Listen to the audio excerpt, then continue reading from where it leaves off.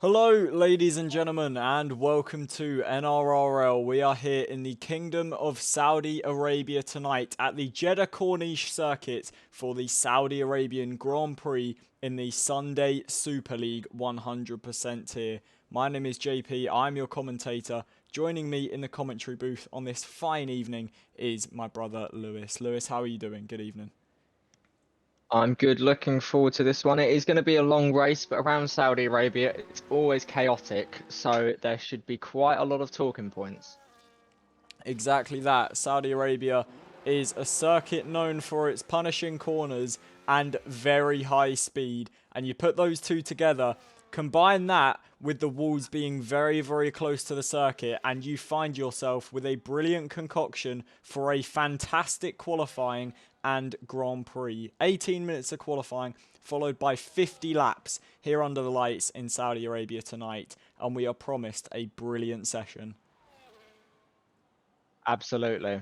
It's qualifying, a bit like Monaco around here, becomes so much more important given there is places to pass, but a very, very thin, a very, very dangerous circuit. You'd put it up there with Monaco and Hungary in terms of how important this qualifying session is. Track position can be king around here, but it is one of them tracks, it's so difficult to focus given how intense it is and how many corners there are. They come thick and fast, very easy to make a mistake. And in sessions like this, at tracks like this, sometimes it isn't who sets the best lap, it's just who doesn't make as many mistakes as the rest. Exactly that. Now, if you are a bit newer to Formula One or Formula One League racing, you might think, well, it's a high speed circuit. Surely that means overtaking. But in these modern day Formula One cars, the ground effect Formula One cars, it isn't just about speed, it's about cornering ability, about following through the dirty air, the DRS. It's very difficult to overtake here. There are a lot of DRS zones, but that often leads to DRS trains where drivers can't really get past. There's high probability of safety cars, virtual safety cars, potentially even red flags tonight. So it will be interesting to keep an eye on everything and just see how this pans out. But qualifying can be very, very important towards this Grand Prix. It's not the longest run down to turn one. Definitely an overtaking opportunity, but you would need a very good start to try and jump someone. So qualifying can be important. The first man out there on track is Josh in the Aston Martin. And here, a slight touch of the wall runs a little bit wide, not what you want to see, but a very easy mistake to make in his position. We've all been there. He is still going forth on a fairly okay lap, it looks like. You would expect that these are going to be slightly weaker times in the early stages of the session as the drivers get up to speed. Invalidated here, so this lap will not count anyway. As Devil actually does the exact same thing as I go on board with him, hits the wall and runs wide. So everyone's struggling a little bit at that corner, it seems. Like I say, we've all been there. Meldrum, I believe, is going to be the first one to cross the line with an actual lap time. It's looked decent from what I've seen so far. He crosses the line at 29.4. You would expect that will drop. Here comes I Have No Grip. A rich vein of form for him over the past 2 weeks. He comes across the line. It is 8 tenths clear. 28.6. Like you mentioned, I Have No Grip has been on a great run of form in recent races. Bracey replaces that by about a tenth of a second. And it is difficult to really judge who is going to be quick. You know, all of these drivers, it's the Super League. Everyone's absolutely rapid. Everyone's going to be going for it and up to the occasion. It's only round 2 of season 2. So, championship fights, they can still be won and lost. And you can insert yourself into the championship picture if you have a good run of results. And like with this being only round 2, it is a very opportune time to try and insert yourself into that picture and state your claim as one of the leaders. Very much so, as I Have No Grip runs wide, but I believe he is not on a pushing lap. So the time's slowly coming in now. A few still invalidating their laps. on board with Jamaican Jam here. I am anyway, going through Sector 1. It is a 32.8. It's not bad. Just need to make sure he doesn't do what so many others have done beforehand. So here he goes then through this difficult section of the racetrack. Can he keep it out of the barriers? He can. That will gain him a little bit of time compared to the rest of those who have set laps or haven't set laps so far. Gives you a nice boost of confidence making it through there well. 101.3 for the middle sector. Watch this until the very end, but he looks on a good lap here. Can he put himself up towards the top with Bracey and I have no grip? He's got the pace. Has he got the consistency? DRS wide open across the line. Now it is P2. Not bad. Good lap from the Mercedes driver, and like we are probably going to mention about 1,000 times in this qualifying session, it is very easy to invalidate around here, and even if you're not invalidating, very easy to tag the walls. So not an easy circuit, but Jeddah is one of those circuits where if you can hook the lap up, if you can get it right, it is the most satisfying on the Formula One calendar, and it's just such a fun racetrack to drive. You know, it's like a high-speed roller coaster. Left, right, left, right. Most of the lap is on the throttle. It's just a really fun one to drive, especially in qualifying when we see these Formula One cars at their peak, low fuel, high grip, giving it absolutely everything to try and go to the top of the timesheets. Mr. Jabe goes into P4 with a 28.7. It's just one of those ones where, as a driver, you do look forward to the Saudi Arabian Grand Prix, and especially Saudi Arabian Grand Prix qualifying, because it is just such a feel-good session. And like I say, if you can hook the lap up right, it's one of the best feelings in the world. It's one of those circuits where in qualifying, if things aren't going well, it's one you dread and it isn't great fun. But if you can get that lap, if the car is responsive and you can go through the corners with ease, it is definitely up there as one of the best. But it's very rare you can get that feeling, and it seems that so far Bracey has. Most certainly. I mean, Bracey has been up there. I think he does mainly only race on Sundays, Bracey, but he's always been up towards the sharp end, as has Jamaican Jam. Like we mentioned, I Have No Grip has been all the way up at the top and winning races in days that he races in. Mr. Jabe, yet to win a race, but has shown great turns of speed in certain circumstances. Mikey Boy, currently very, very far in the championship lead in the F2 division on Saturdays. Meldrum, we've seen him take multiple pole positions. He can be very quick. Dan Lovett, yet to set a lap.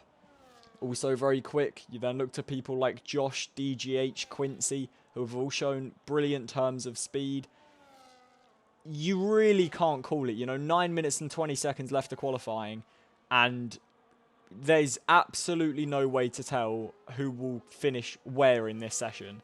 But I think the main thing for all of the drivers is confidence is a big, big thing around a circuit like this, where you've got to put so much trust into the car and just believe it will stick and throw it into the corners and hope that it does. Confidence is a big thing. So building that confidence, you know, you're never going to ask a Formula One driver to go slowly, per se, but just build up the speed throughout the session, so then when you get to that final lap in qualifying, you can really give it everything and not have to worry about, is the car going to stick through here? Am I going to hit the wall here? Is the DRS going to open on time? Things like that. You are just fully confident in the car and in yourself that it's going to work. Absolutely. You want to grow into the session. And so far, everyone with some okay laps. Obviously, you would expect track evolution, driver confidence to go up those times. You would expect maybe another 3, potentially 4 tenths to be shaved off of these laps.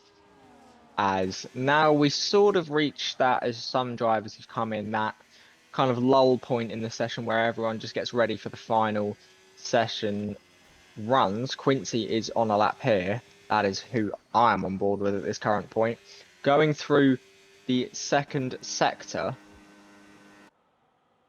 and it is a sector time of a 1 minute 0.8. That is a strong time. We wait to see where he will come through. Always been relatively towards the top, maybe hasn't had as much space, as not great through the final corner. Car seemingly not responding the way he would like. He comes across the line to go 27.9 and 6/10 clear onto provisional pole. That is an incredible lap. That is a very, very quick lap from Quincy. We know he can be absolutely rapid. And the first man into the 1 minute 27s. What a lap from the Alpine driver. During all of that, I was watching Dan Lovett. He went into P6 with a 28.9. A second off of pole position for Dan Lovett. That is a stonking lap by Quincy. Incredible pace from the Alpine driver, and he puts himself very far clear at the top of the standings with about 8 minutes to go. That's very, very strong. Not usual we see Dan a second off of the top.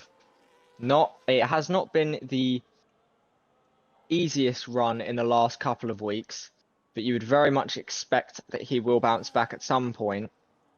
And he's in a decent position there. Not ideal. You want to be a little bit further up, but if you can just keep your nose clean in those early stages, if something happens up front, he's in a good position to benefit off of it should anything happen.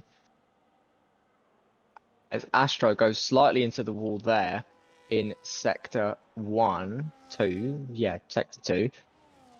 And I don't believe we've got many others on an actual lap at the minute.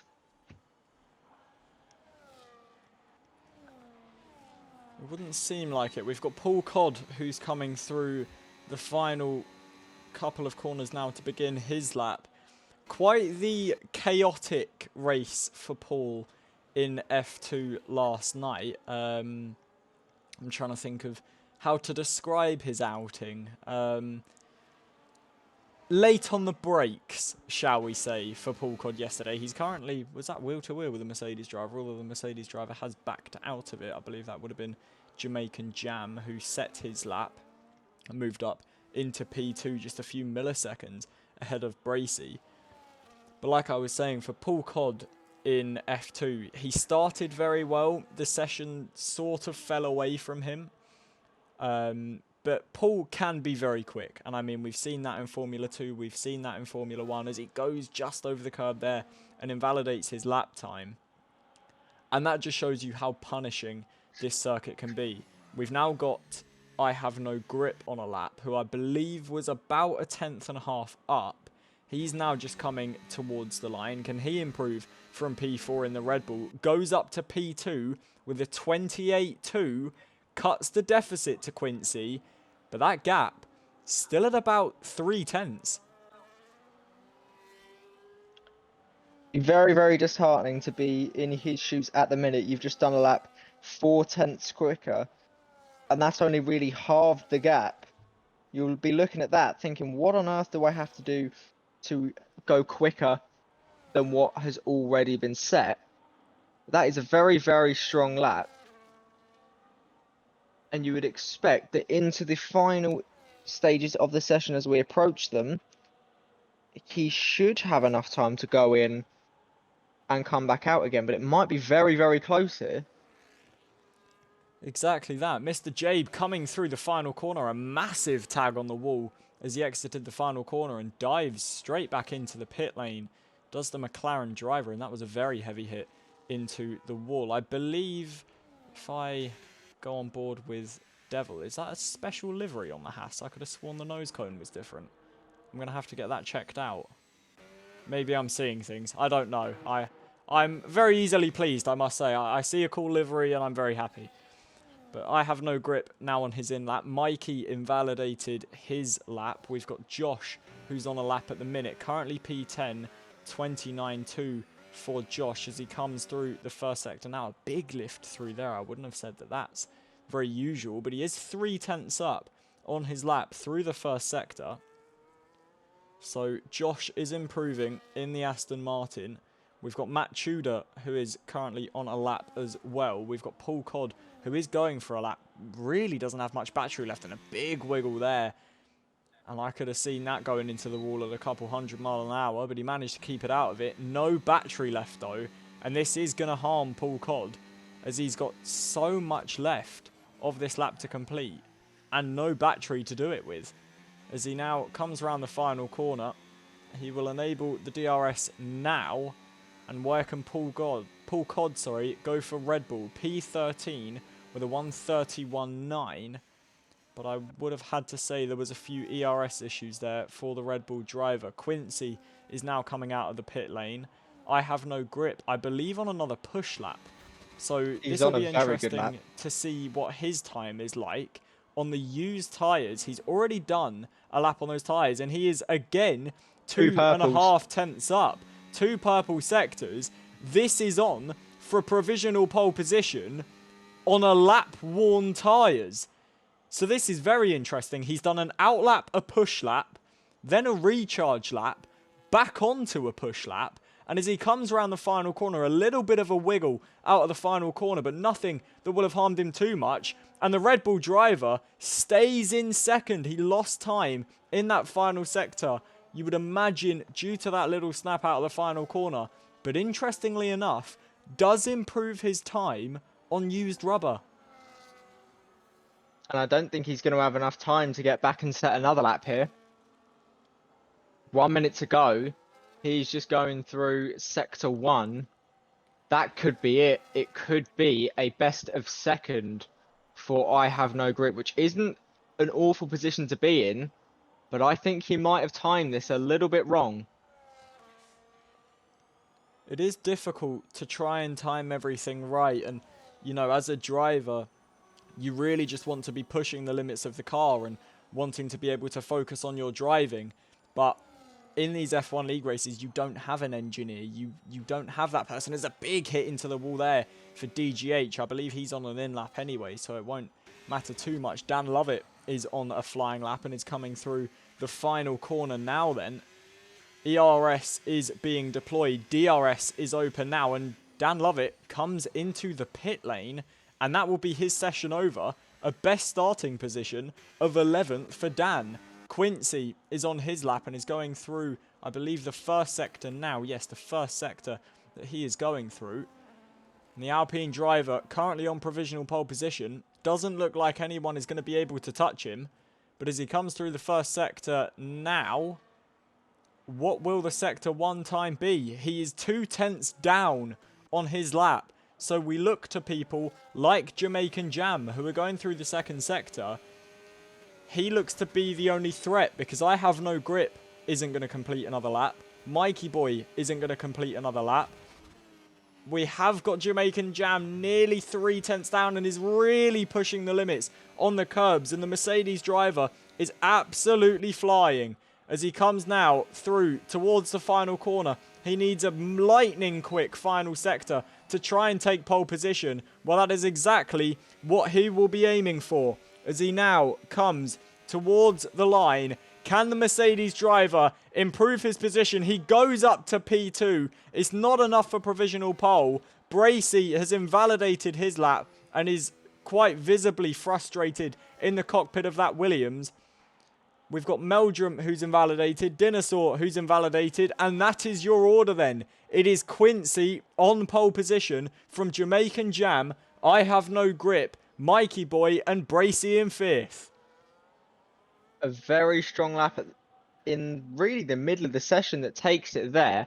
Something that we have seen a few times, but that was just a phenomenal lap. And you got the feeling in the back of your mind when you saw 7 tenths, that could be it. And they got close, but not close enough. Very well-deserved pole there. And look at the times between Jamaican Jam and I Have No Grip. A millisecond separating the Mercedes and the Red Bull. And I mean, I would try and compare it to some sort of, you know, a blink of your eye or something like that. but there is nothing that you can even try and compare to a millisecond. I mean, it is the smallest margin you could ever think of between two cars, a minute and 28 seconds around a flying lap of the Jeddah Corniche circuit, and a millisecond was all that could separate them. Very, very tight is always what you expect in leagues like this. We always say not even mistakes, really, half mistakes can punish you massively, and that seems to have happened there.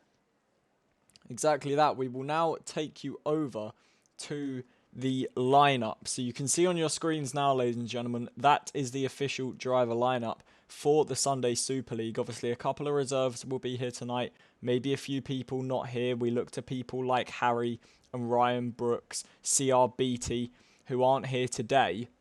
However, they will be back for the course of the season. If we look to the standings, we can see Ferrari currently lead the constructors from McLaren and Haas, Aston Martin fourth with Sauber in fifth, and currently leading the championship, Dan Lovett, who qualified, I think it was a best of P9. I didn't actually see where he finished, but a best of P9 for Dan Lovett, our championship leader, obviously very early on, that's only after round one, but the championship leader struggling under the lights.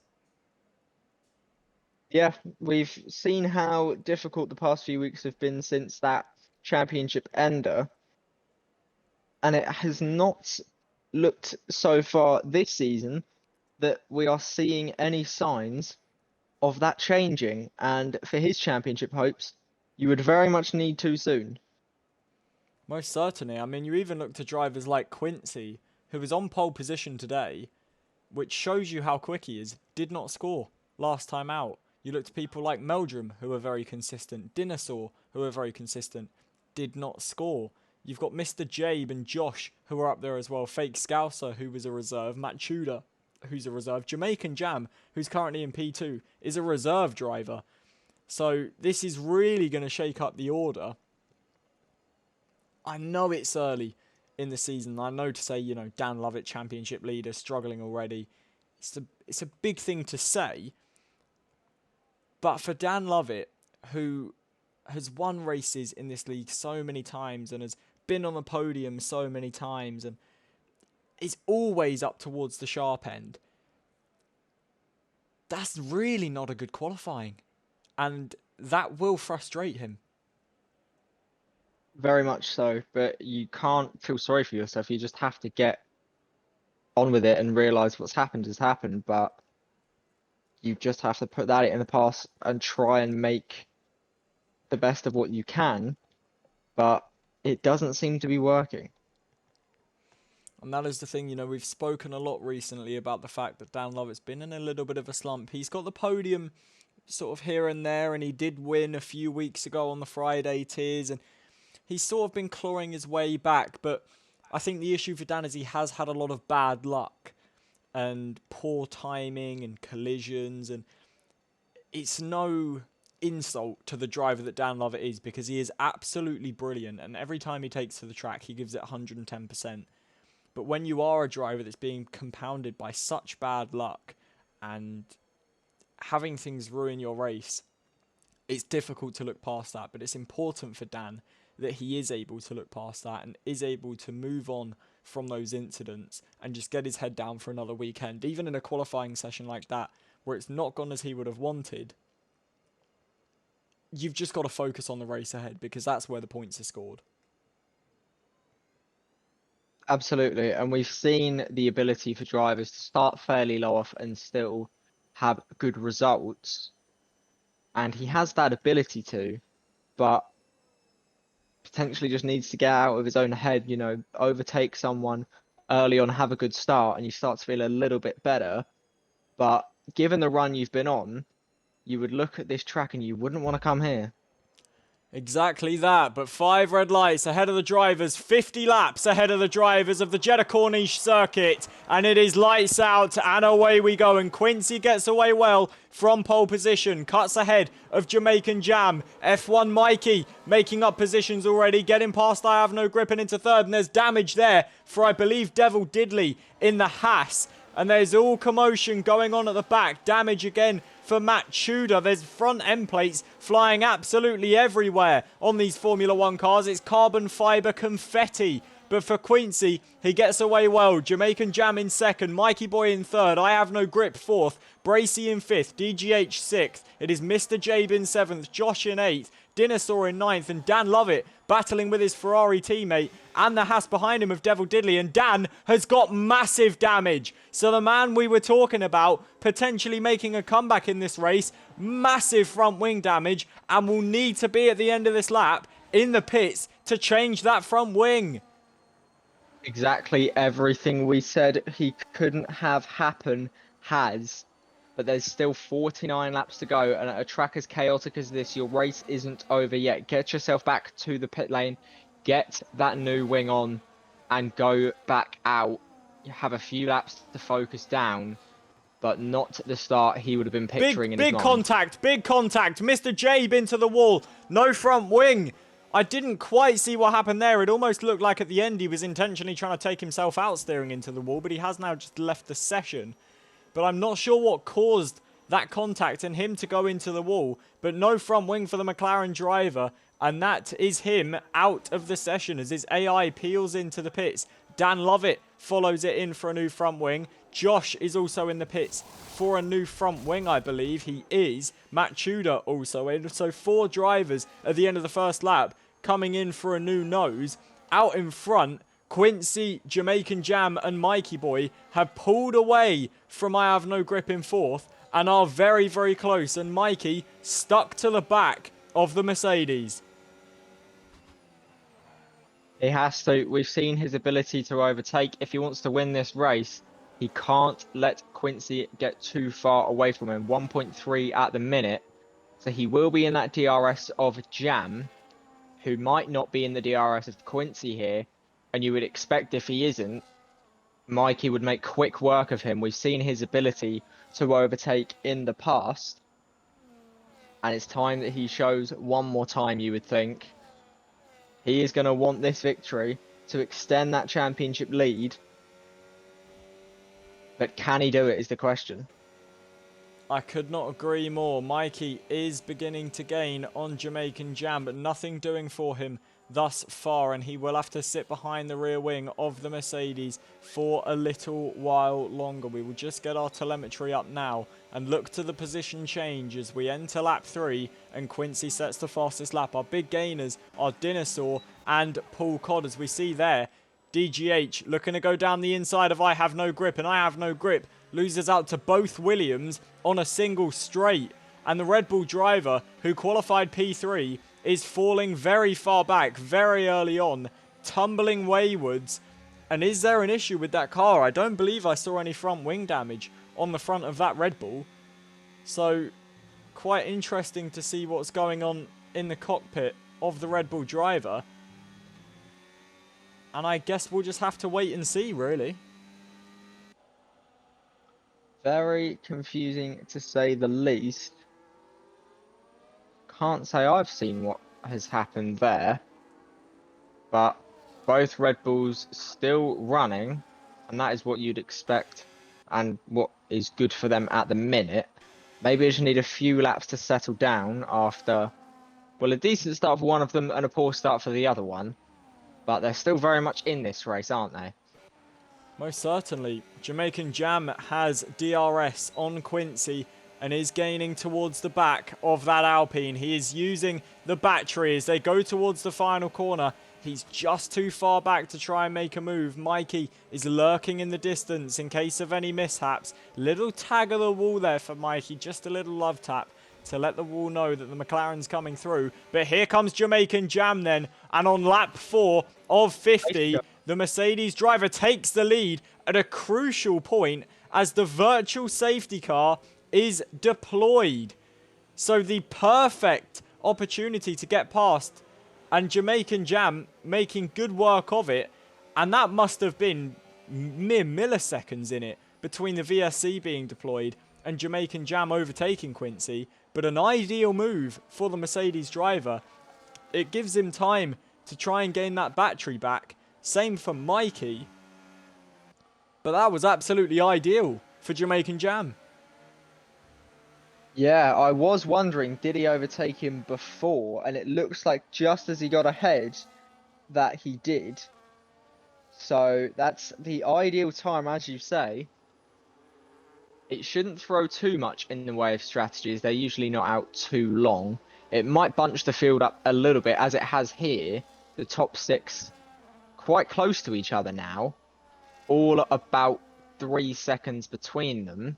So this should make for an interesting next few laps when the safety car, or the virtual safety car, goes back in again. But these two at the front will be all over each other. And here we go then. Here comes Quincy. DRS enabled. He has that wing open and he gets the place back. That was quite interesting from Jamaican Jam. I mean, Mikey. I could see what he was doing. He was trying to gain his ERS back, but in turn, he's got himself overtaken by Quincy. That has now changed, and he's bashing wheels with Mikey, as Mikey now falls to the outside and Jamaican Jam retakes the lead. But he was trying to recharge the battery, but in turn, he not only got Quincy and Mikey closer, he also lured in the 2 Williams and the Red Bull. And there's massive contact there between the 2 leaders, Quincy and Jamaican Jam. And I have to be honest, that looked like it was a bit audacious from the Mercedes driver, turning in very, very early. And Quincy is round and down into 5th place. I don't believe there's any damage on that Alpine, and Jamaican Jam will continue to lead. Mikey is right behind him in the McLaren. But the Mercedes tactics, very questionable early on under that virtual safety car, and even more questionable with that contact. I can't say I saw fully what happened. I saw the wide lens, but I saw the contact. It's difficult to say. 2 drivers going into a corner where you can overtake, but sometimes it is a little bit tricky. And that has turned out quite badly, because not only has Quincy spun, a penalty for Jam, advantage Mikey potentially? You would certainly think so, as Mikey is looking to try and dart down the inside of the Mercedes driver. Nothing doing, and look who's right on the back of this. Bracey in the Williams, very, very close to the rear wing of the McLaren. As the McLaren now to the final corner gains, he pulls out to the inside of the Mercedes. The Mercedes going very deep on the brakes to try and hold the position, but that's only going to give Mikey the DRS again. And towards the main straight we go now. Jamaican Jam giving it absolutely everything out of that battery pack. Mikey switches to the outside. Who's going to be latest on the brakes? It was very, very similar between them as they go wheel to wheel through the turn 1 and 2 complex. Good defense from the Mercedes driver there. Manages to hold on to the lead. Bracey is right on the back of this, as is DGH, as is Quincy, as is I Have No Grip. So the top 6 all within about 2 seconds of each other. And any mishap from any one of these drivers and they will lose massive positions. But Mikey, good attack, well placed his car, and Jamaican Jam using his battery effectively. Good driving between the pair of them. They live to fight another day. Absolutely, and it's not just if any of these drivers make a mistake, they'll lose heaps of time. It's very likely they'll end up going into each other. So if any of that 2nd to 5th have an incident, very likely we'll see multiple cars potentially out of this race or with race-changing damage. So if you're in that middle of the pack, you know, Bracey, Quincy, DGH, it's not really a position you want to be in at the minute. DRS trains can be lethal in this league, and we might have a new leader of said DRS train, because here comes Mikey round the outside. Can't make a move. He set him up there perfectly on the switchback. And with DRS, better exit for Jamaican Jam. Can he have a go into turn 1? We've seen this go wrong once before for somebody else. He's going to dive down the inside, thinks better of it. Slight lock up from Jam there. but defending well. And this is one of the better defenses against Mikey I think we have seen so far. Most certainly. I mean, you know, a lot of drivers will tell you in Formula 1, there's nobody you want to see behind you less than Max Verstappen in a Red Bull. Well, in NRRL, there is not a driver you would rather not see behind you than Mikey in a McLaren. And that is exactly what Jamaican Jam has got in his I can't even speak English. In his rearview mirror. But he is putting up a stark defence of his lead. And even with the penalty, he knows that this is still a winnable race. The strategy is still wide open. There's still 43 laps of this Grand Prix left. We're on lap 7 of 50. And Mikey being held back, really, like I've never seen before. Yeah, it's typical that we see him a couple of laps maybe of defending, but then gets through. And this is not something that we are used to seeing. And I don't think Mikey likes what he's seeing either. And he's going to do his best to rectify that. Tries to maybe set up Jamaican Jam again. And this time he gets through. They're wheel to wheel. Jam will have the DRS down the main straight. If anything happens here, Bracy is right on the back of this. And Jam keeps the position again. I must say that was quite smart driving by the Mercedes driver. He knew if he went in deep, Mikey would take that position, but in turn give up the DRS, and Jamaican Jam was wheel to wheel with him. Quincy and Bracy giving it everything here, and big contact between the pair of them. Quincy manages to barge his way through, but in doing so, they have lost masses of time to the two leaders. 2.5 seconds, the gap now between second and third place. And in that battle, Quincy has gained, but has also lost. Bracy has fallen back, and they're now falling back into the clutches of I Have No Grip once more. DGH just falling off of this battle as the softs start to expire. As Quincy there, a big snap from him in third. He's looking to get himself back into that lead, or that lead fight at least. Top two still fighting up front. Now, if he can just get away a little bit from Bracy, he might be able to with how much these two are fighting. And you get the feeling that they're going to be going for it again here. Is third time the charm into the final corner. Runs a little bit wide. He cuts back very nicely. He will have DRS again. So here we go. Is this the race lead for Mikey? DRS inside or outside? Which way is he going to go? He chooses the outside. Can he just stick the move? He gets forced off a little bit. And Jam keeps the position. I have to say, I think that's on the limit, but fair. Good defending. He pushed him, but kept him on track. Didn't really run him off.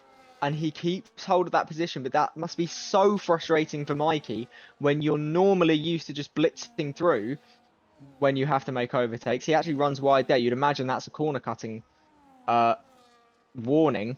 But this must be so frustrating that the game plan you normally have isn't working. Completely agreed. This must be really annoying for the McLaren driver, and Jamaican Jam is proving himself to be quite the aggressive driver, I must say. Quite the ruthless competitor, and a man that will not back down from a fight. Lap 9 of 50 of this Saudi Arabian Grand Prix, and action all throughout. And during this battle between the top two, Quincy has closed up a second. So after not battling with Bracy for a lap, he is starting to reel in the two leaders once more as they continue their fight. Mikey is gaining towards the final corner. Is there a way he can try and set up the Mercedes driver? I think crucially, Jamaican Jam always seems to have nearly 2 times the battery that Mikey does coming into this sort of turn 1, turn 2 complex. And that is what's giving him the advantage, as Mikey again looks to the outside. Nothing he can do around there. But that's what's paying dividends, is that Jamaican Jam constantly has much more ERS. It's very easy, well, very difficult, sorry, to harness that ERS. They do not charge that quick. So if you do have some, it does feel like a bit of an extra advantage. And if he can just harness that, he can try and carve his way through the field a little bit quicker. But these top two still going hell for leather. And if they can carry this up for 40 more laps, we are in for a treat. Most certainly that. And I must say, with the sort of ERS games, I must admit it is pretty difficult if you are the driver behind. Because naturally, as is the law of physics, if something is ahead of you and it is moving, it will look like it's getting further away when you're coming out of a corner. So like here, for example, it will look like Jamaican Jam is getting further away. That is because he can accelerate quicker. Whereas Mikey will still be, say, halfway through the corner when Jamaican Jam's on the exit. But the gap won't actually be growing or decreasing. So seeing that as a driver, your initial instinct is, okay, I need to burn the battery to catch back up that time I've just lost.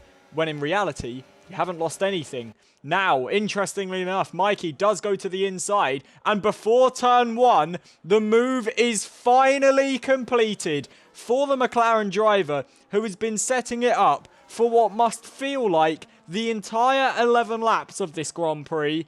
Mikey finally gets through and into the lead. And you would expect now that he might just peel off into the distance. And at this next phase of the race, he could create quite the gap. But that's a very, very good move from him. Normally, it's easy to see drivers get bogged down by the fact it isn't working and start acting a little bit erratic. But he was smooth as per normal and makes a good move and leads the race. But look at the battery situation once more. 17% battery for Mikey, 40% for Jamaican Jam. And that is paying dividends. As now, towards the final sector we go. And the Mercedes sets off after the McLaren. Both of them Mercedes powered in the back of those chassis. And it looks like it's going to be an easy move as we go towards the final corner. Mikey does deploy some battery to try and stay ahead and keeps the position into the final corner. But Jamaican Jam has set him up beautifully for the switchback. And before turn one is even a thinking point, Jamaican Jam moves himself back up into the lead. And Mikey must be banging his fists against his steering wheel as he starts to ponder, what in God's name can I do to beat this guy? He can't start to think of anything else because right behind them, if things get wrong, Quincy right on the back, he is caught up.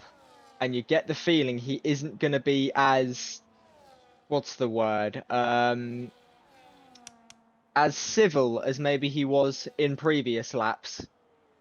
Given that incident just a few laps ago, you get the feeling he's going to be far more aggressive now. I think in those sorts of situations, you really find out what sort of driver you become. You act a bit timid, a bit scared, maybe that incident's going to happen again and you don't really want to make the move unless you know 100% you can make it. Or you're going to go absolutely hell for leather, screw this guy, I'm going down the inside, this is my position, not yours. Whatever happens to you, good luck. Admittedly, I'm probably the latter half of that explanation.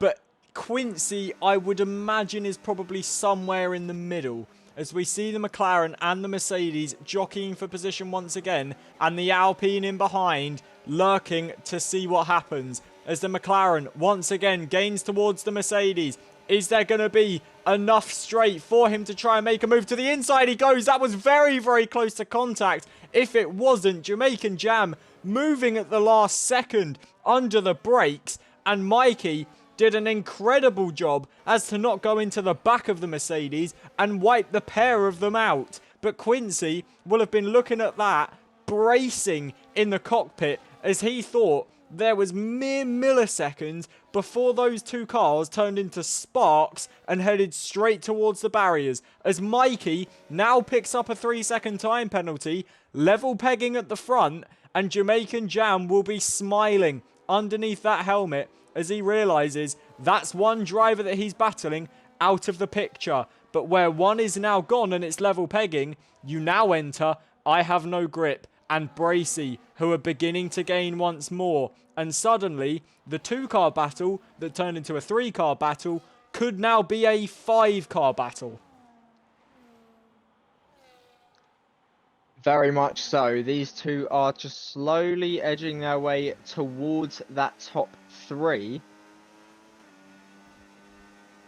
And now where do you go if you're a Quincy, a Mikey?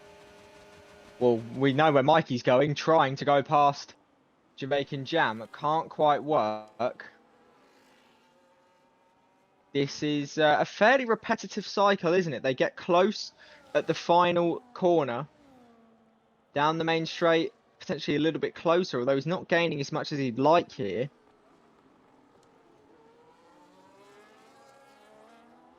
And he can't get past again. The McLaren driver will be frustrated behind the Petronas rear wing of that Mercedes. I Have No Grip is beginning to reel in Quincy. Bracey is just falling off the back of this battle for now, but I'm sure that he will be back the second he gets an opportunity. Quincy just deploying a bit of the battery to stay within arm's length of the McLaren ahead of him. I Have No Grip. Happy to just sit in behind. He suffered a lot at the start, did I Have No Grip. Lost a couple of positions. Has made that now back up. And just looking maybe to nurse his way back into this lead fight. You would hope so. We would like to see more cars up there. Ideally, we'd have 15, but sadly, we can't live in that world. So we'll settle for 5, I guess. Bracey, as you say, not really gaining to the extent I Have No Grip is. I Have No Grip almost onto the back of this. Here comes Quincy, though. Can he make the move down the inside at the final corner? They're gonna fight here, wheel to wheel. Quincy just edges in front. And Mikey dives into the pits. And that was an interesting turn of events, I must say. Quincy, who looked like he was quite happy to just sit behind the McLaren and almost be dragged towards the Mercedes, eventually went for the move, and Mikey decided enough was enough, and he was coming into the pits. Quincy is just trying to pull that gap down a little bit between himself and the leader, try and get within that 1 second DRS duct. But this will be an interesting point in this race now, as you would imagine Jamaican Jam will react to that pit stop.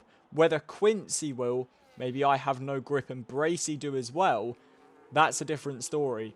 But for the two leaders who were leading for so long, that's going to be a crucial point in this Grand Prix. Lap 15 of 50, Jamaican Jam leads from Quincy, but the talk of the town now is strategy. Very much so. A track round here, it is critical you get a good strategy. Track position, as we said in qualifying, can be the decider, and you can't really take risks around here because you just will get punished if it doesn't work out. But what will the top 3, even 4, have to say to that pit stop? How will they react? It's time we find a look. Meldrum managed to get his way past H-Town Realtor, but H-Town is coming back at him, and involved in that fight is Mikey, who manages to get past the Haas. Not able to get past the Ferrari, though, and this will be holding him up as he goes very deep into the final corner in his pursuit of the Ferrari driver. None of the leaders are into the pits, although Jamaican Jam is into the pits. Sorry, that was quite a late reaction from me, I must admit. But Jamaican Jam now coming down the pit lane. The undercut works from Mikey as he looks to go down the inside, now round the outside of the Ferrari. H-Town Realtor was not giving that up without a fight. And the gap now, 1.1 seconds between Mikey and Jamaican Jam. And they've got a car in between them. Very, very good stuff from the McLaren there. He's managed to gain himself past Jamaican Jam. Might just be what he needed. 1.7 seconds between them. That now turns to 1.4 as Jam gets through as well, up into 5th. And now the attention you would expect turns to the top 2. Do either of them come in this lap? I would expect one would, but both, I'm not too sure. It's a difficult call because, you know, you could just try your luck and hope for a safety car and wait. You know, the strategies are already different between Mikey and Jamaican Jam. The Mercedes on the medium tyres, the McLaren on the hards.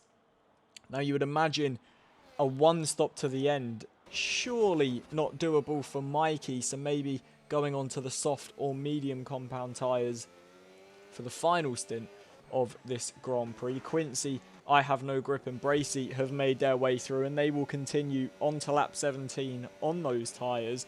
Jamaican Jam is really bringing the gap down to Mikey in front of him, and you can still see that they are fighting away in the heat of the desert tonight, and this is a brilliant battle. Very much so. You get the feeling that this is one that will rumble on all race long. We're not even halfway through this race yet, and it is still going on pretty much every lap so far. And you just can't call who's going to win this one, because I have to admit, I expected that Mikey, as soon as he got through, would go straight up the road, but it hasn't really worked out for him. Exactly that. I Have No Grip is sticking to him very well, and I do wonder maybe if I Have No Grip, the reason for him falling a bit backwards at the start of the race was simply just managing tyres, because he seems to really have come alive in the sort of second phase of this first stint here. He's sticking to Quincy well, and those tyres look in beautiful condition as the pair of them stay out again. Bracey, his tyres look a little bit more abrasive, and he is into the pit lane for the Williams team. But Mikey and Jamaican Jam are now going to go to combat once more. And Jamaican Jam is gaining on the McLaren. He sets the fastest lap of the race. Towards the inside he looks, just not close enough to the McLaren rear wing to try and get past. But that is now beginning to heat up. Bracey is just coming out of the pit lane and will emerge behind Josh and his teammate DGH. And Josh is really starting to reel in the Williams, which is quite interesting actually, because the Williams on fresher medium tyres. New tyre. Oh, is H-Town Realtor gets stuck up on the curb and hits the wall. A very easy mistake to make in Sector 1. As I was going to say, new rubber doesn't always mean an advantage. Is that a safety car or a virtual? Virtual safety car. I will just give you a point, Lewis, for future reference. You can tell it's a safety car if you look at the track map towards the pit lane and there's a big yellow blob, which is the safety car. If it's not, if it's just a virtual safety car, the whole track will just be yellow. And you can also try and go on board with people and look around for the panels that say VSC or SC. As you see on board with H-Town Realtor, he goes past a few now, and you can see the virtual safety car deployed. You would imagine for the Ferrari front wing that has been dispersed onto the track after that contact with the barriers. Ooh, so I don't know if I had a lag there on my end, but Quincy went into the pits and then tried to steer back out. I think that might have been a slight issue on my end there, but the top two both come in. And that is huge for as the I course believe of this Mikey, race. Mikey takes the lead. That's going to be huge because Quincy and I Have No Grip. Under a virtual safety car, you have to drive to 40% of your usual race time. So where they probably would have been... Oh, I Have No Grip with a drive-through penalty, and there was another driver there with a drive-through penalty, and that's Quincy. So as I was just about to say, that Quincy and I Have No Grip have been given an absolute lifeline under the virtual safety car. They both pick up drive-through penalties, and that really takes them out of the course of this race, unless there is some sort of safety car. So now the pendulum swings to Mikey, who's 1.2 seconds in the lead, has 3 seconds left of penalties, and I would argue is on the better strategy. Wow. I can't quite. I'm lost for words too. That seemed to be what should have been an advantage for those in third and fourth, has thrown it right back in the top two's favour. That is quite incredible. Is there another turn, or does that take those top, or Quincy and I have no grip? Does that knock them out of contention? You would hope not, as we've had quite the interesting race so far. But that is incredible. Absolutely astonishing stuff here in Saudi Arabia. And I do just wonder if that may have been some sort of glitch, because there has been a lot of talk in the Formula One racing community recently about glitches going around of drive-through penalties and whatnot, all coming through at the wrong times when you go into the pits, when you come out of the pits. And if that is the case, for Quincy and for I Have No Grip, that will be absolutely heartbreaking. But for Jamaican Jam and Mikey, who continue to lead this race and battle it out, that is the ideal scenario. As I'm now on board with Bracy, who is just gaining on his teammate. He's on the hard compound tyres. His teammate on the mediums. Very split strategies. And you would imagine there should be some sort of team orders going on down here from the Grove outfit, as there is H-Town Realtor into the wall and out of the session, and that's almost right on the racing line. And how that's not a safety car, I really could not tell you. Burn Mylander, where are you? Yeah, that very. I mean, I can't say I saw it, but from where it looked, that very much looked like it should have been at least a virtual, but that is quite confusing how that isn't a full. Lap 21 of 50 of this Saudi Arabian Grand Prix, as we reach somewhat near half race distance now, and the two leaders who have been battling since lap 1 continue to battle it out once more. It is then Quincy in third and I Have No Grip in fourth, who I believe have to serve their drive-throughs this lap. I think you get 3 laps. I believe it has been 3 laps for the pair of them. That will then promote Bracy into the podium hunt, along with his teammate DGH. Meldrum will then shoot right up the order as well. I'm not 100% sure how much time you lose under a drive-through penalty. I would imagine it's around 10-15 seconds.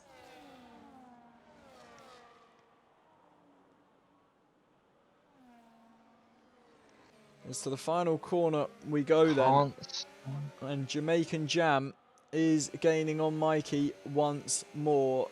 But it does look like where Jamaican Jam in the first stint had Mikey's number, the roles have really reversed. And look, even if you look at the battery, we were talking about how Mikey didn't have the battery and Jamaican Jam did. It's completely swerved. They've changed bodies, Lewis. Yeah, you never know what to expect when you see a race around Saudi Arabia, and combine that with NRRL, makes for quite the night. I believe I'm having quite a lot of glitches here of drivers seemingly running off the track and then just teleporting back on. So I'm not quite sure what is going on, but this has been chaos so far, and we're not even halfway through yet, are we? Exactly that. Quincy and I Have No Grip came in to serve their drive-through penalties. They emerge in 5th and 6th respectively. So the two Williams are promoted to 3rd and 4th then, with Bracey in the podium position and his teammate just behind him, and Quincy is right on the back of the Williams already. So Quincy, who lost 2 positions due to that drive-through penalty, is now looking to already gain one of the positions back again. As now, towards the final corner we go, on board with the Alpine, to the outside he elects to go, and Quincy, is he able to get that position back? He sweeps round the outside. DGH will try and have an answer on the exit, but much fresher tyres for Quincy, and that will see him into the position. Jamaican Jam has finally managed to get back past Mikey, and this battle continues once more.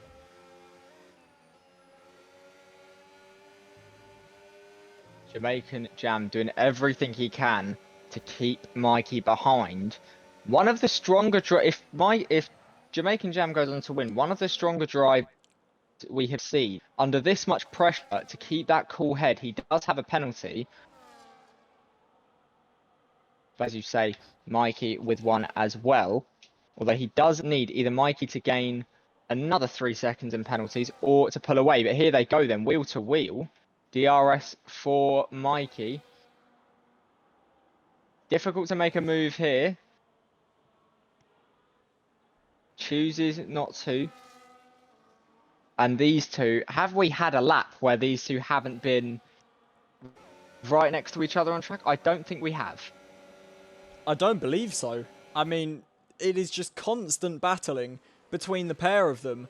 And am I seeing things, or does Mikey have damage to the front left end platers? We just go through this camera shot now. He does! I can see that. So where Mikey picked up that damage, I do not know, but that will be harming him around such a downforce-induced circuit that requires grip and front-end grip specifically.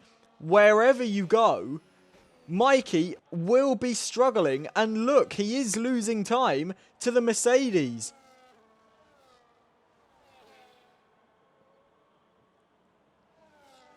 Wow. As I'm getting a migrating host here. Yes, you have been kicked from the session. As I have been. Let's get Lewis back in the session quickly, ladies and gentlemen.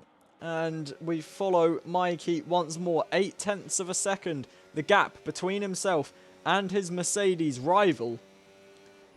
And this is really starting to reach a boiling point. I just cannot think where Mikey will have picked up that damage from. I mean, we were looking at Quincy and DGH for a while, and I'm assuming it must have been somewhere in there that those penalties, not penalties, sorry, that damage was induced.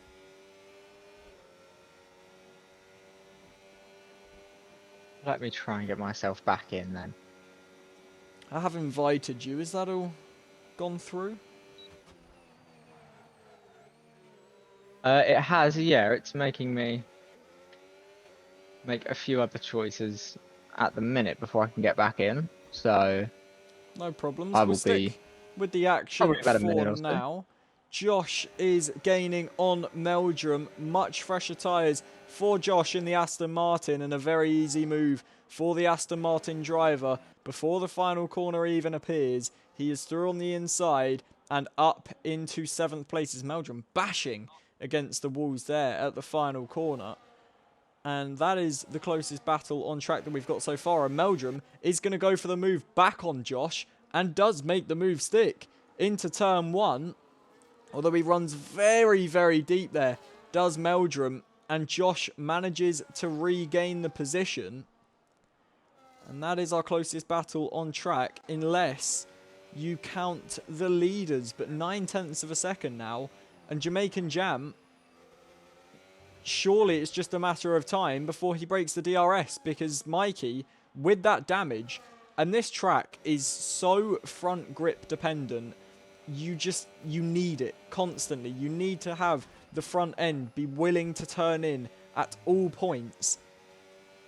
And it's just not going to work for Mikey, but he is doing such a good job to stick with him and to not get any more penalties, I must add, as we'll look to the penalty situation quickly. They have both got 6 seconds now, though.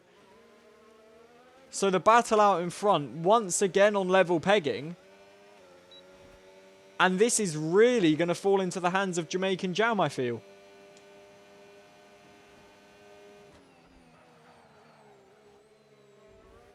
I myself am just getting back into the session now.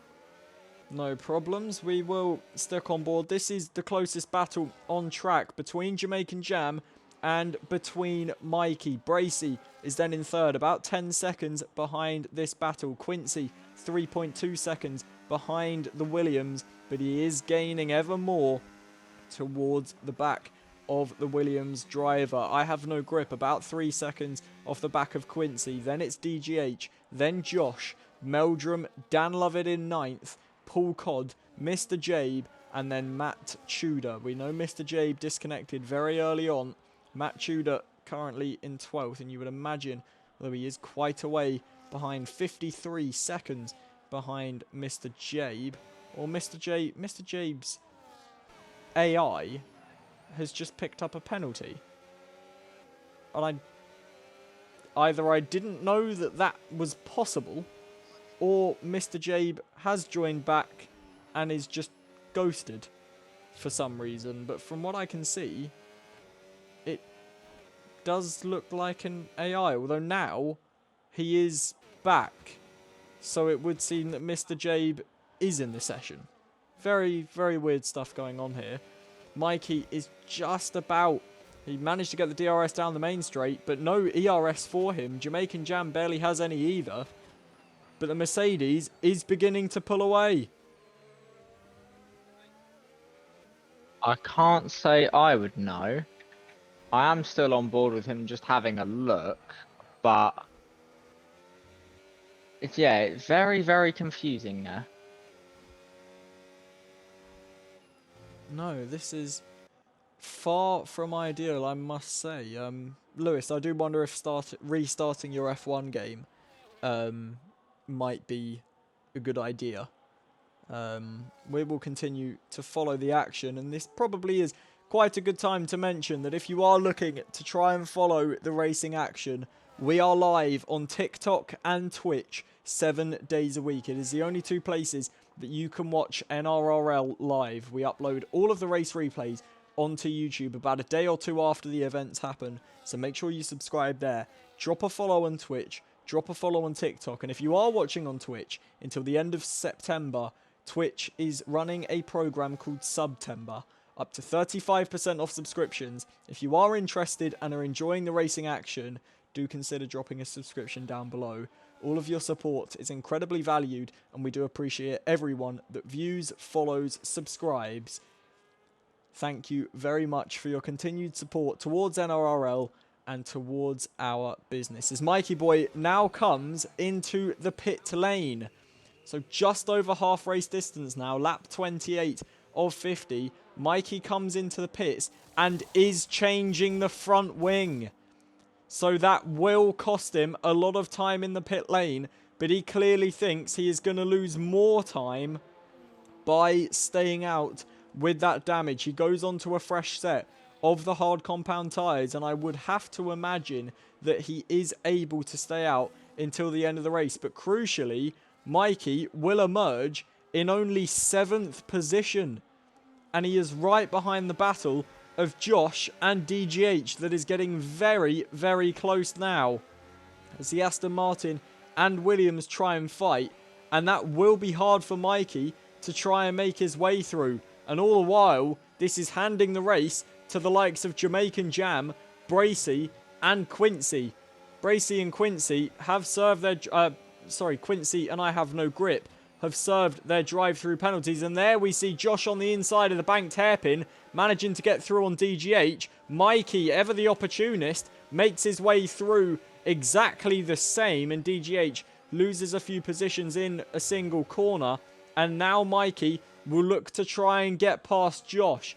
That was the easy move, but now with Josh ahead, only on 9-lap-old hards, which won't feel considerably worn for the Aston Martin driver, This won't be an easy move for the McLaren. He does have the DRS, and I'm sure he will feel lightning quick after having that damage fixed. And as we make our way to the final corner, is Mikey going to look to the inside? He is looking to the inside of the Aston Martin. Makes his way down that inside and up into 5th position. Josh will have the DRS to try and fight back. Is deploying the battery as well, but is a little bit too far back.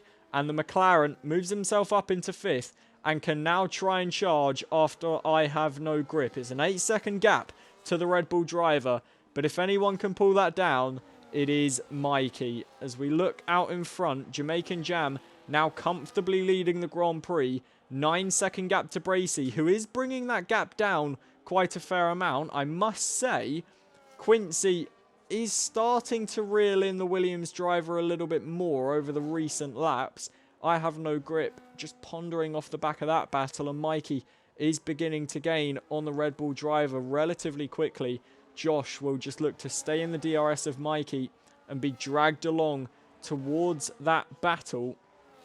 And further down the grid, we have DGH and Meldrum. We've got a yellow flag. I believe that was for Paul Tudor.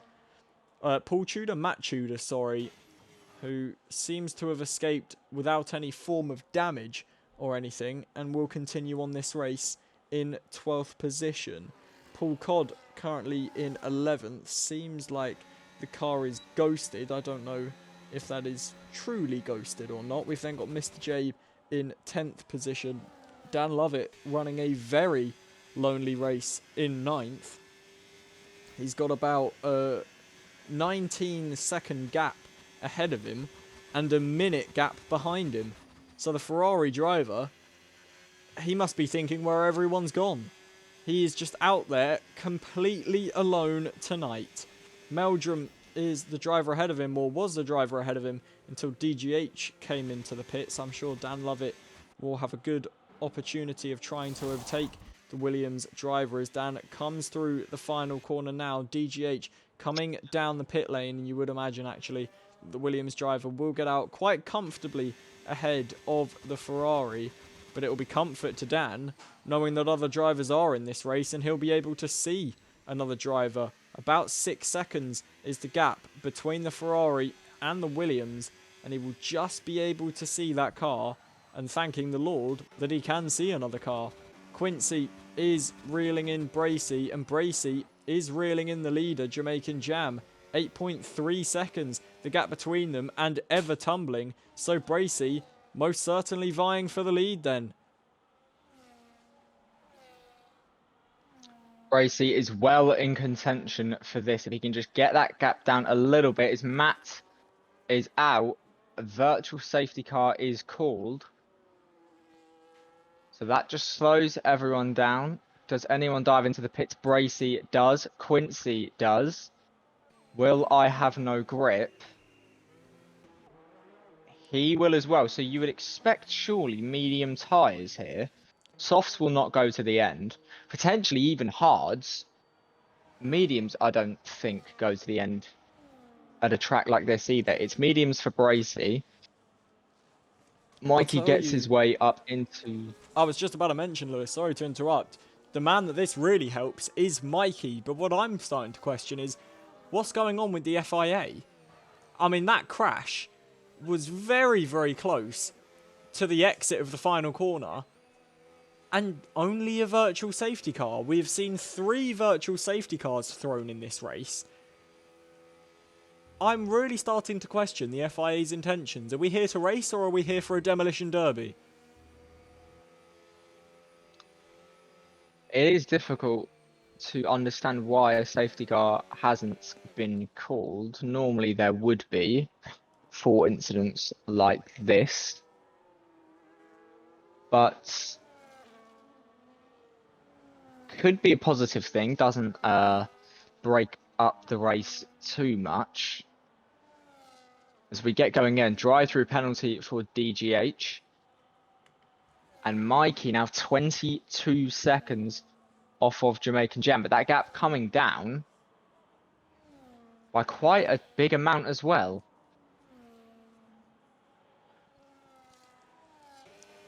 Now, 20 seconds, the gap Jam between... Jam into the pits. I was just about to say, 20 seconds between Jamaican Jam and Mikey. Where are they going to emerge in relation to each other? The Mercedes stops on his mark. Hard tyres go on, so they will be on the same tyres. As now, Jamaican Jam can get his foot down and release the limiter. Mikey will retake the lead of the Saudi Arabian Grand Prix. And I knew that that virtual safety car would help him, but the battle will ensue once more, as it's a 5/10 gap between them, and it's like we never left. Absolutely incredible. These drivers can only be separated through some sort of collision or damage or whatever, but somehow, like two magnets, they always find their way back to each other. And on lap 32 of 50, the battle between McLaren and Mercedes, Mikey Boy and Jamaican Jam, ensues once more. And hopefully we can see it ensue for the next 18 laps. Difficult to say who wins out of these two. A bit like the night the championship ended. Just swings left and right for who will take the victory. And you get the feeling that this is going to be wheel to wheel within probably less than 15 seconds. Exactly that. Jamaican Jam is making his way towards the back of the McLaren, towards the final corner. And as much as it's only 4 laps difference, that will be giving an advantage to the Mercedes driver. As I am going to quickly look to the penalties. And they do have the same in penalties. So it is completely level pegging between the top two. And this battle ensues once more. Iconic stuff on the streets of Jeddah tonight. And they are putting up an incredible battle for us. As finally, the full safety car, Bernd Mailander, I thought he'd retired. But finally, the full safety car is deployed. I couldn't tell you what for, because it's not for a DNF. I'm assuming someone has lost the front wing or something. But whatever Bernd Mailander was doing, whether he was having a sleep or a nap or just not looking at what the racing action was happening, finally the virtual safety car, the full safety car is deployed, sorry.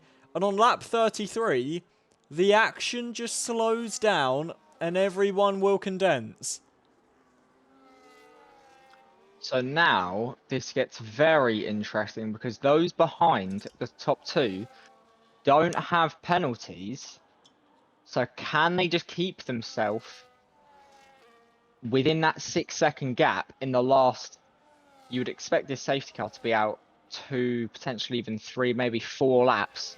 So in those last 15 laps, could they keep themselves in that gap and potentially take the win because of the penalty? It would seem my controller is disconnected. My apologies, ladies and gentlemen. We will remedy that issue as soon as possible. Just get that bad boy plugged in.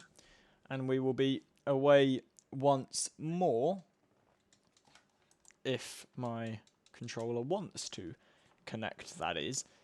But like you mentioned, Lewis, that is crucial for the top two, who both have 6-second penalties. And now the grid closes up. Very interesting.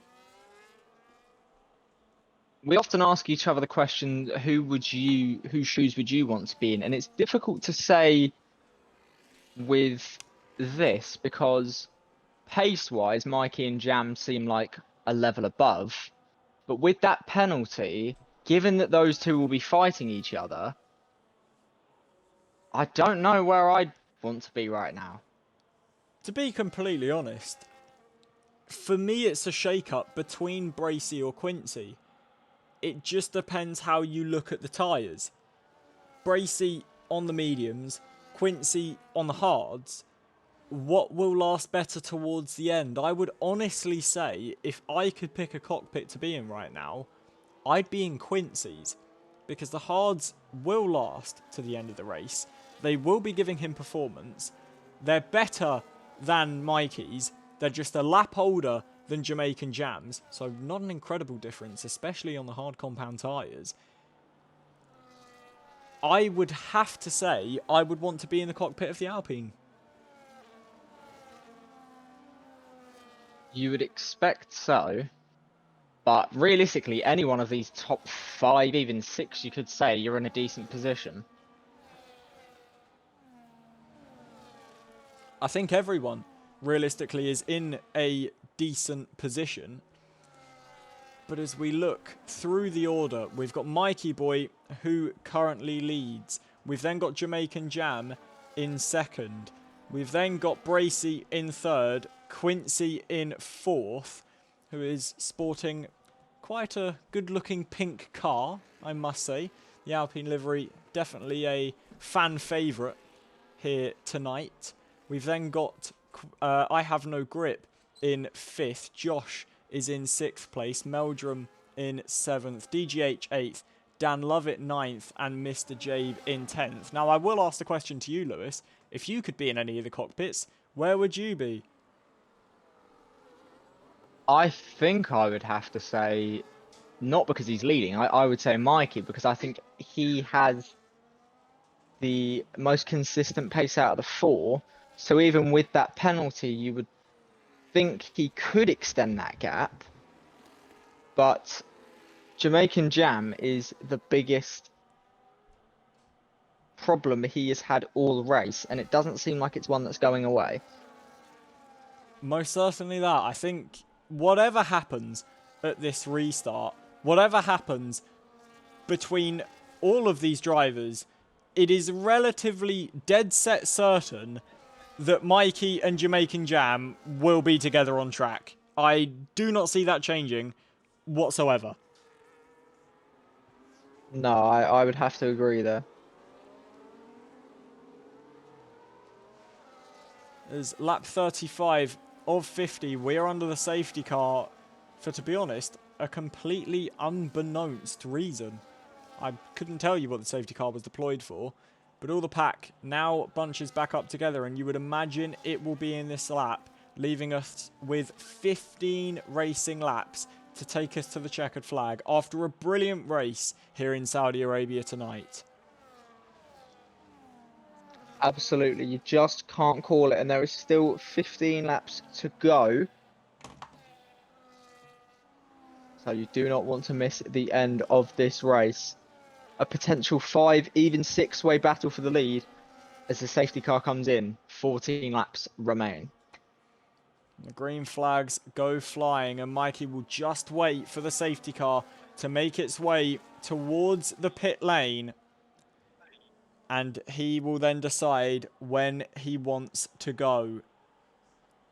As we see now then, the safety car peels off in towards the pit lane. And Mikey now becomes the de facto safety car.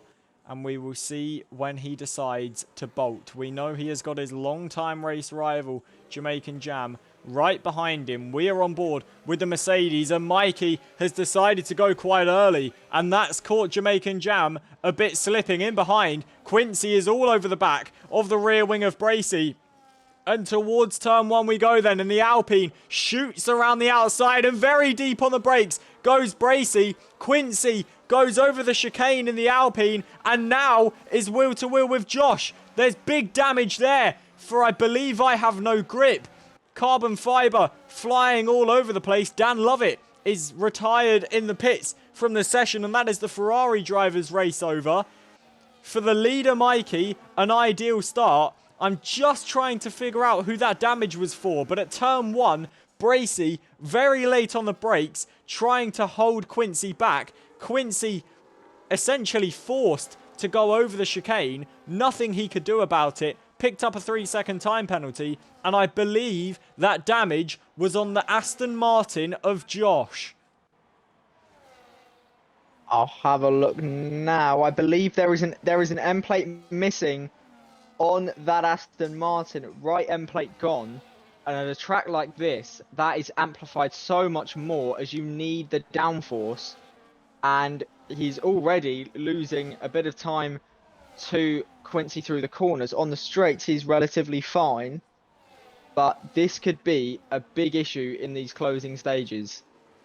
Most certainly that, and Quincy is actually dropping off the back of Bracey, who is rocking up very nicely to the rear wing of Jamaican Jam, but Jamaican Jam is gaining on the McLaren of Mikey. He has a sniff down the inside, just isn't able to make it, and Mikey will retain the lead for at least another lap, you would have to assume. But these two drivers cannot be separated at all. Absolutely brilliant stuff between the pair of them. Now you insert Bracey into that fight, and Quincy, he doesn't have any damage on the front wing, but it does look like he's struggling. Yeah, but it's difficult to tell in these early laps after a safety car who's struggling, who isn't. It's very much like the first few laps of a race, isn't it? When you're just kind of trying to establish who's got what pace. So certainly one to keep an eye on. Most certainly. It's now, we're on lap 37 of 50, and Jamaican Jam with the DRS sets after Mikey once more. The Mercedes is gaining, like I've mentioned previously. Both have Mercedes engines in those vehicles. As we go towards the final corner, nothing doing for the Mercedes. And he just tries to get on the power out beneath. Ooh, from Quincy the went back wide. of Mikey. Quincy has gone wide and lost even more time, and that's going to put him into the wrath of I have no grip. Josh is right on the back of that battle as well. Even with that front wing damage, he's working well. And it just seems to be unraveling for Quincy at this moment in time. Very much so. I saw that was on board, and very, very lucky to have not hit the wall there. He keeps going, so it's very lucky position, but he will be under all sorts of pressure in just could be in, I was going to say in a few laps time, in a few corners time, because I have no grip is now into the DRS.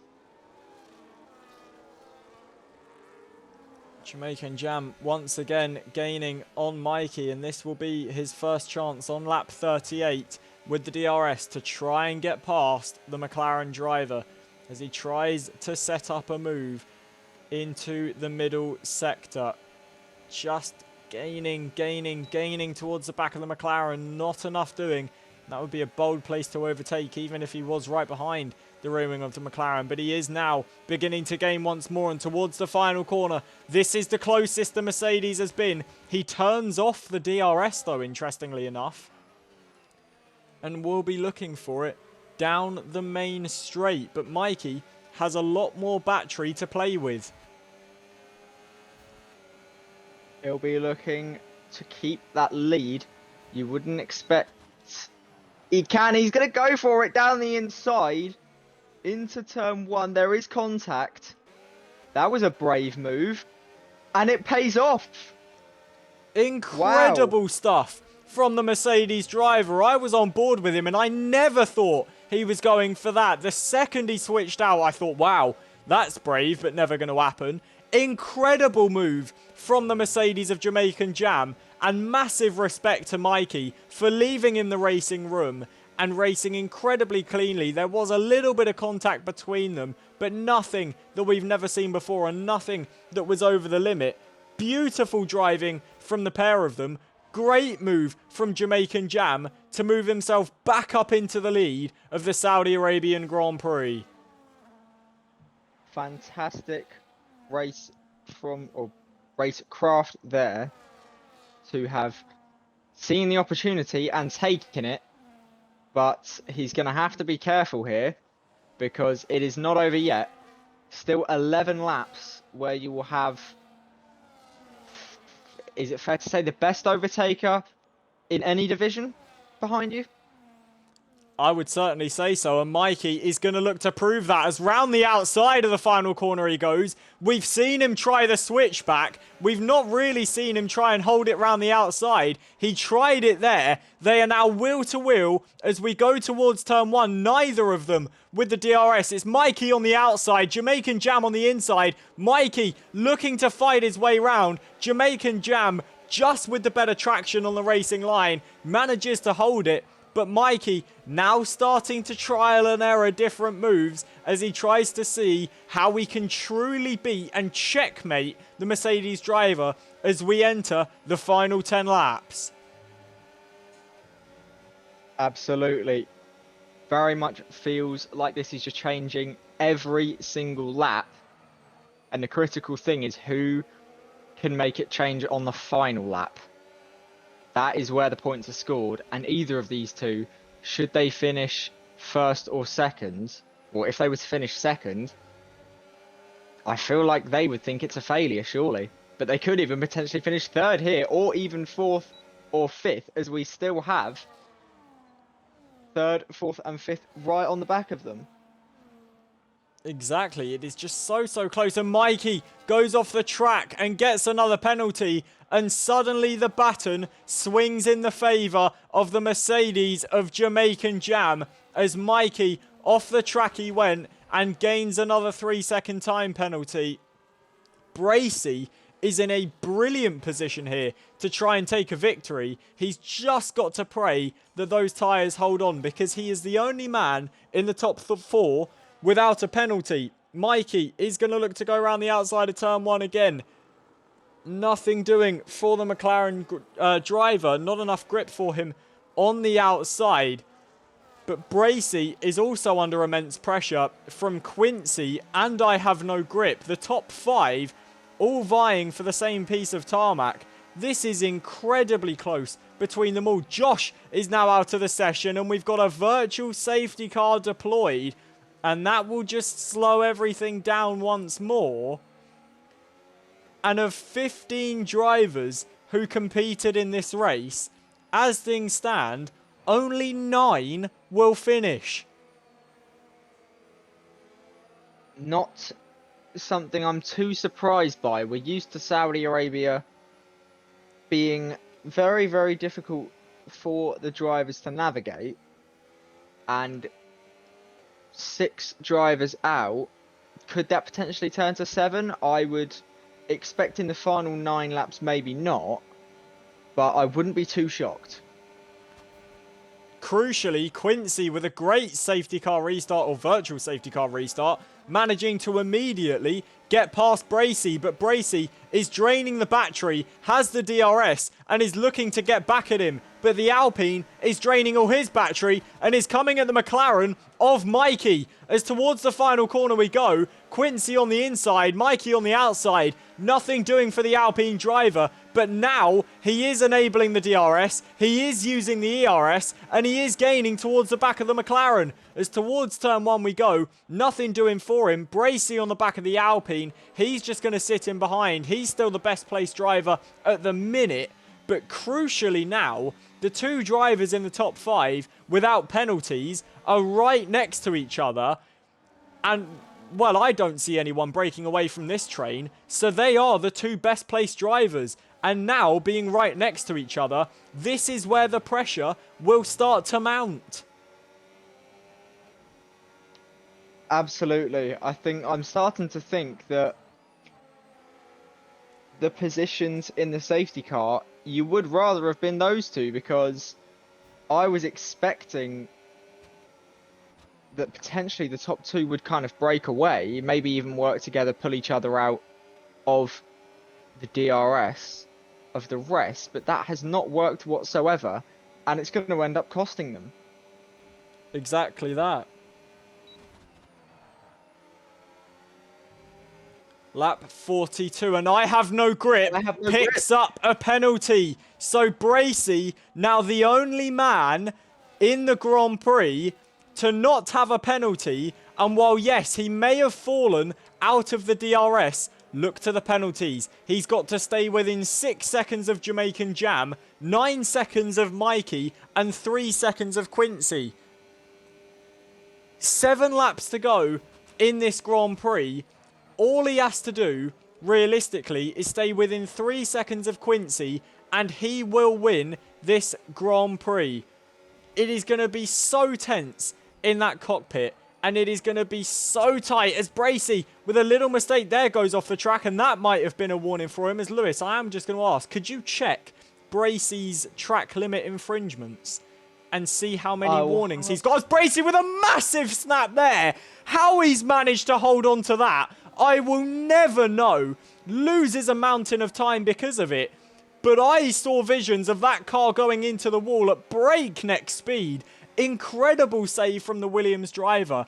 But the pressure starting to mount, and it looks like it is getting to Bracey as again he kisses the wall there, and the gap now at 2 seconds between himself and Quincy is almost becoming the best placed driver now as this Saudi Arabian Grand Prix takes yet another turn. And Bracey has 2 warnings. So, if he is to go off the track one more time, he's picking up a penalty too. Well, he's just been overtaken by I Have No Grip, and he's got to hope that I Have No Grip can try and propel him back towards the top 3. Because the gap is increasing and increasing and increasing. And even with only 6 laps to go of this Grand Prix, it is falling into the hands of Quincy in the Alpine, who was on pole position, who got a drive-through penalty out of the pit lane, who got tapped round at turn 1 by Jamaican Jam that really took him out of the contention of this race. As Quincy also makes a mistake, rides along the curb and loses a massive amount of time. Bracey has also made a mistake and is now well out of contention for the race victory, you would imagine, but crazier things have happened in Formula 1.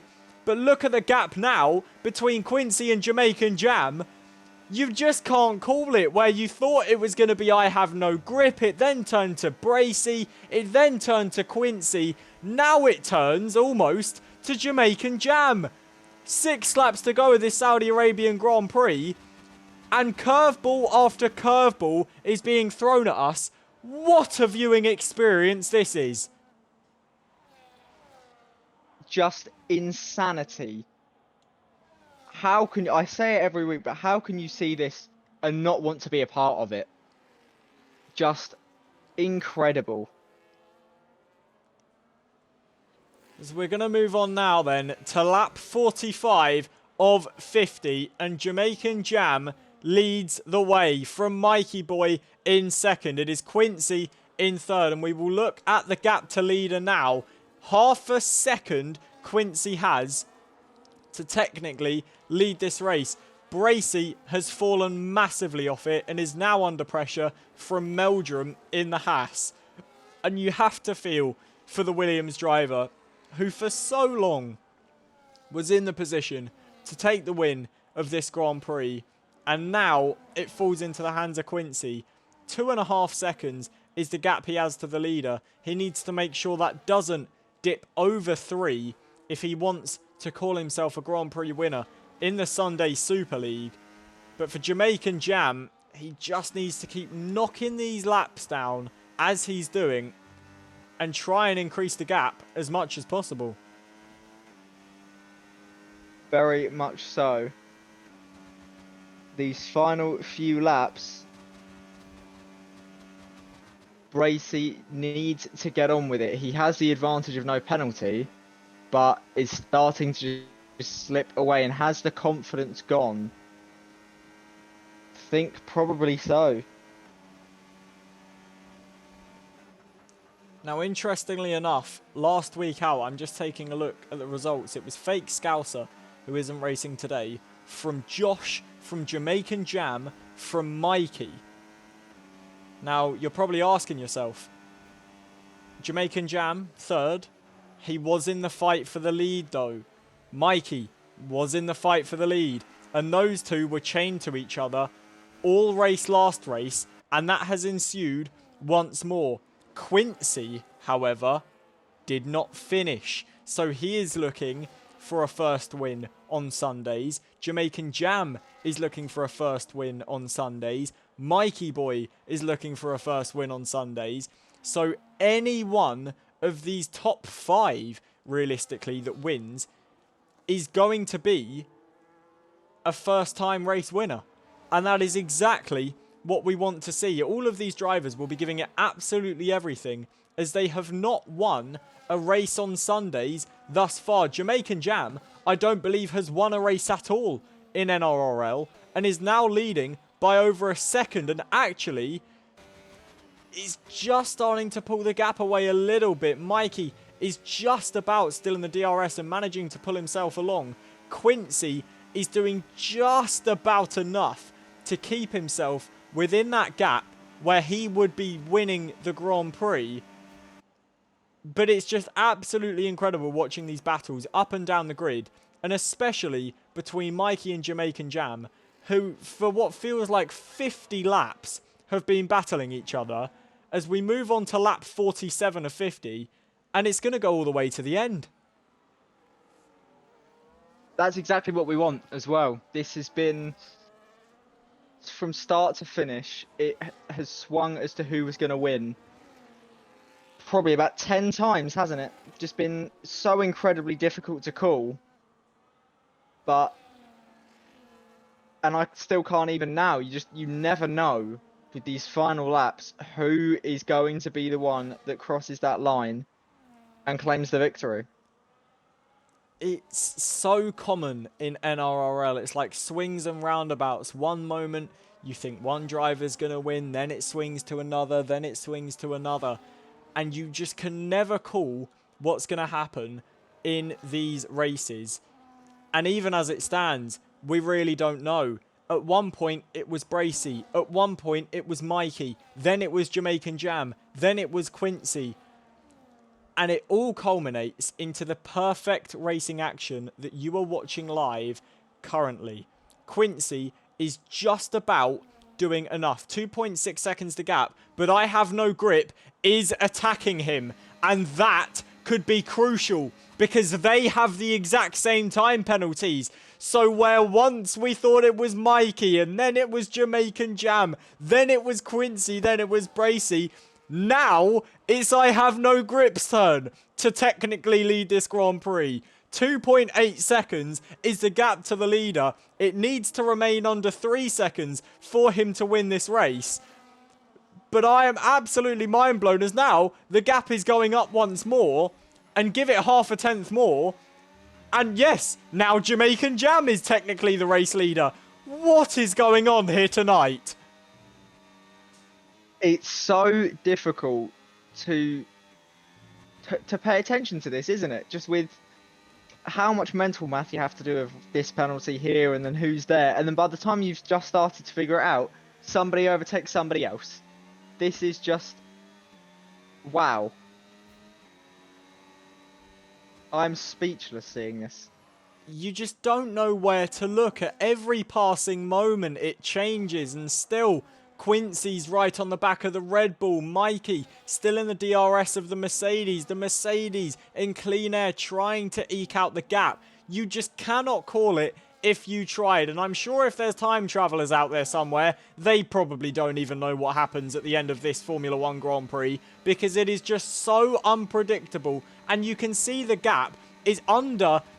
it's nearly milliseconds that we're calling for the race of lead and the race victory, as Quincy is beginning to attack I have no grip, and that's only going to harm the pair of them as they battle towards turn 1. We're on the penultimate lap now of this Grand Prix, and Quincy retakes third place, but crucially in doing so, they've lost over half a second to Jamaican Jam.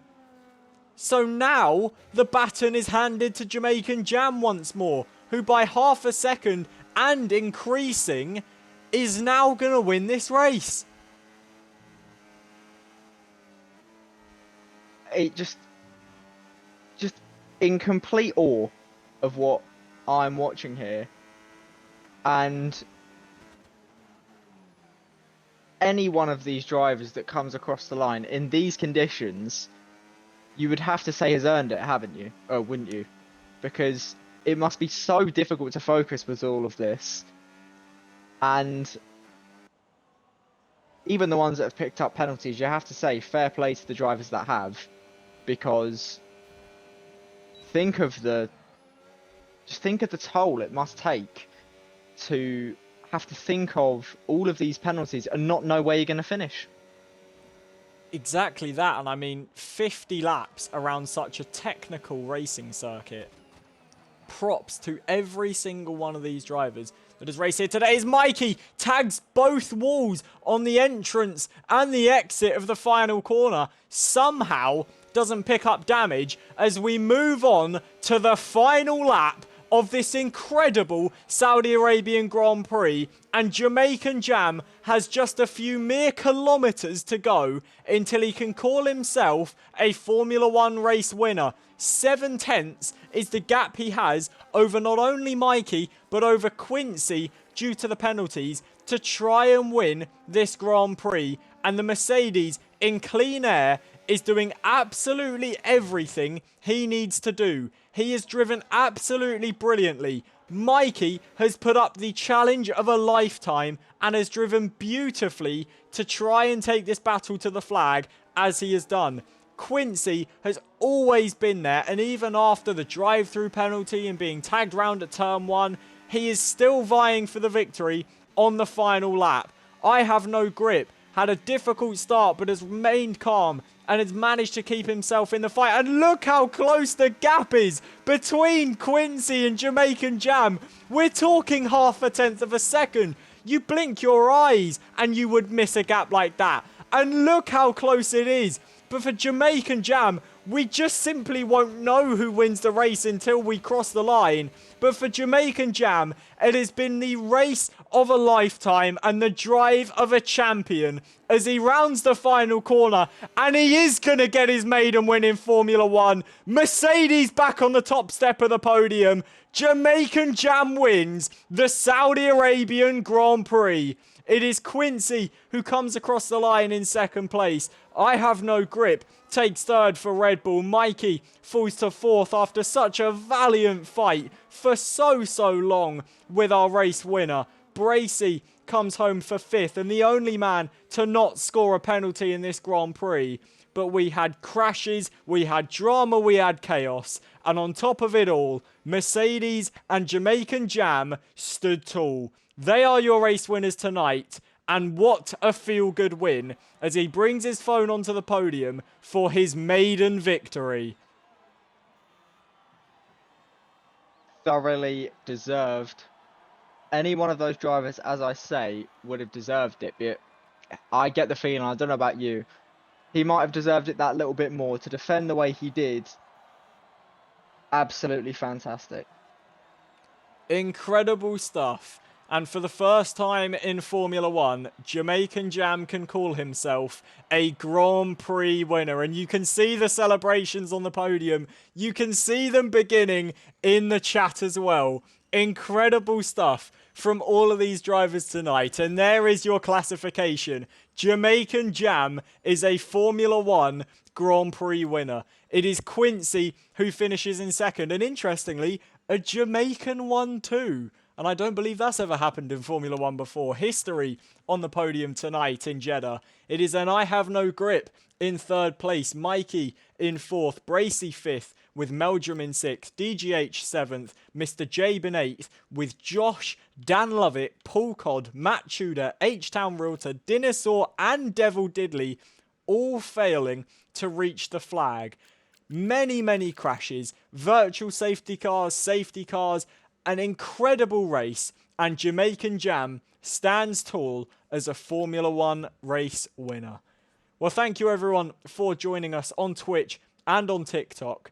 It was an amazing race, and it was better having you here. My name has been JP. Alongside me has been Lewis. Tomorrow, we will be back for Formula 1 sprint and feature race action. If you are new, drop a follow down below. Thank you for watching, and we will see you tomorrow. Take care.